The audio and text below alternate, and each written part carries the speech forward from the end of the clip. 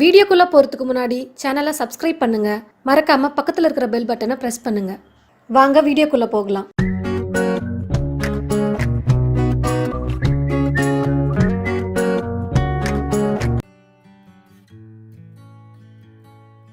பால் சுறா கருவாடு தொக்கு எப்படி செய்கிறதுன்னு பார்க்கலாம். தேவையான பொருள்: பால் சுறா கருவாடு இப்படி தான் இருக்கும், கறி பீஸ் மாதிரியே இருக்கும் பார்க்குறதுக்கு.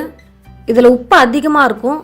நான் இந்த கருவாடை சுடு தண்ணி நல்லா கொதிக்க வச்சு அதில் 2 நிமிஷம் ஊற வச்சு அப்புறம் ஒரு 5-6 முறை கழுவி வச்சுருக்கேன். ஏன்னா அதில் உப்பு அதிகமாக இருக்கிறதுனால நான் அப்படி பண்ணி வச்சுருக்கேன். நான் 100 கிராம் எடுத்து வச்சுருக்கேன் பால் சுறா கருவாடை. பெரிய வெங்காயம் 2 பொடியாக கட் பண்ணி வச்சுருக்கேன். தக்காளி 2 எடுத்து பொடியாக கட் பண்ணி வச்சுருக்கேன். ஒரு நெல்லிக்காய் சைஸ்க்கு நான் புளி கரைச்சி வடிகட்டி எடுத்து வச்சுருக்கேன்.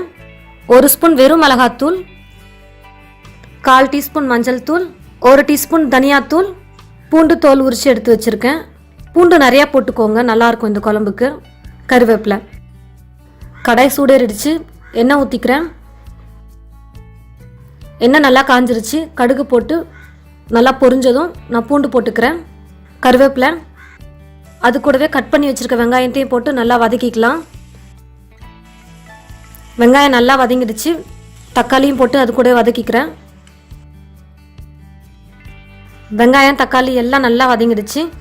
பால் சுறா கருவாடியும் போட்டு நல்லா வதக்கிக்கலாம். ஒரு 2 நிமிஷம் நல்லா எண்ணெயிலே நல்லா வதங்கட்டும்.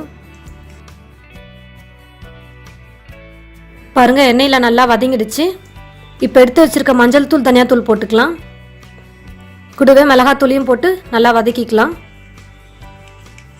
இது எல்லாத்தையும் ஒரு 2 நிமிஷம் நல்லா எண்ணெயிலே வதக்கிக்கலாம்.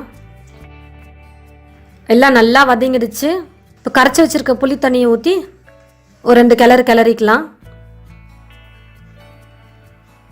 ஆல்ரெடி இந்த பால் சுறா கருவாடே கொஞ்சம் உப்பாக தான் இருக்கும். கொஞ்சம் உப்பை குறைச்சே போட்டுக்கலாம். வேணும்னா கூட நம்ம அப்புறம் போட்டுக்கலாம். கொஞ்சமாக தண்ணி ஊற்றிக்கலாம். தொக்கு மாதிரி இருந்தால் நல்லாயிருக்கும். அதனால் அதிகமாக தண்ணி ஊற்றிடாதீங்க. கொஞ்சமாக தண்ணி ஊற்றி கொதிக்க வச்சுக்கலாம். கருவாடெல்லாம் நல்லா வேகட்டும். ஒரு பிளேட் போட்டு மூடி வச்சுக்கலாம். பாருங்கள், கருவாடெல்லாம் நல்லா வெந்துருச்சு.